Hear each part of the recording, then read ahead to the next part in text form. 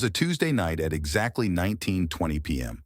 A group of robbers dressed up as policemen drove in OR Tambo and stole a total of $20 million, which today would be valued at R381,164,400 South African Rand. Before that, a group of young men who were desperate for money and tried getting jobs but couldn't. Most of them grew up in the township called Casas in South Africa.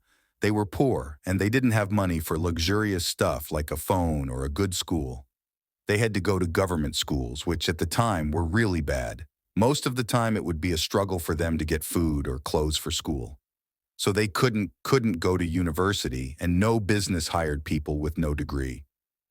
As they got older, they got more desperate for money, as they couldn't pay for basic needs. So they turned into doing small crimes like robbing small stores. But it wasn't enough for them. They wanted to rob something bigger that will make them millions. So they came up with a plan to steal foreign money coming from overseas at the OR Tambo airport. But to do this heist, they would need a crew that they could trust. So they made a crew of about 13 men, whom 3 were workers at OR Tambo, who knew when the shipment of money would arrive at OR Tambo airport. They started planning how to do the heist in 2005, and they did the heist a year later in 2006. They planned on how to enter OR Tambo, which for them it was simple. They had just got a cop car to enter OR Tambo, which isn't suspicious as there's always police at airports and another police-like car at the back of the cop vehicle.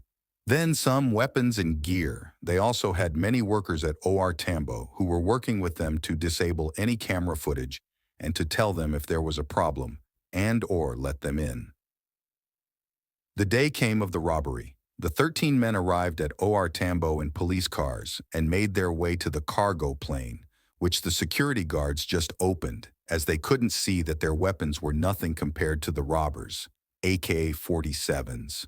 So the robbers took everything, which ended totaling to about nearly 300 million rand. Then they just left with no blood being splattered. It was just like a perfect heist.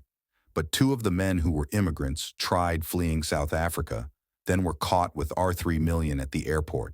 Like, who goes to the airport with 3 million rand and thought they wouldn't raise suspicion?